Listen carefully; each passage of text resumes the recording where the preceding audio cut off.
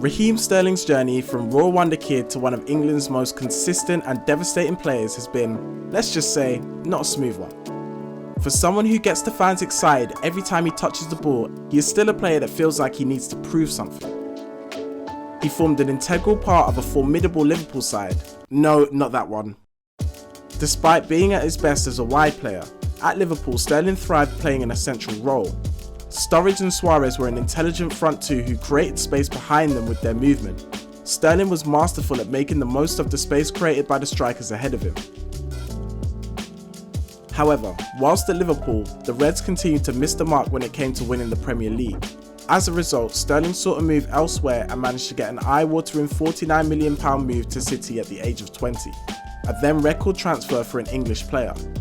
But his progress seemed to stall under the watchful eye of Man City's Manuel Pellegrini. Sterling had a difficult relationship with the press through no fault of his own. Constantly derided by certain tabloids and under intense scrutiny seemingly more than other players, it certainly had an impact.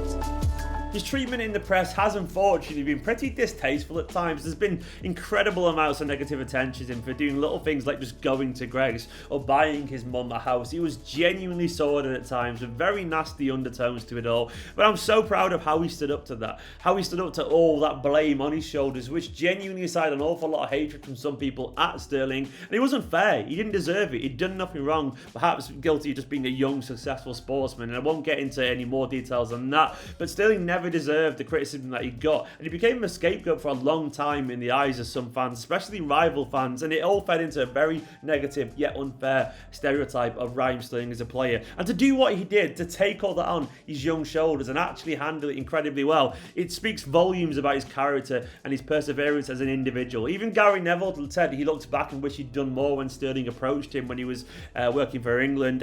It's an absolute credit to him as a young man that he's come past that and become one of the senior members for Manchester City. He said once, "You put another 5 young players at my age in that position and treat them like that, I don't think a lot of them will come out the other side mentally right." But come out of it he did.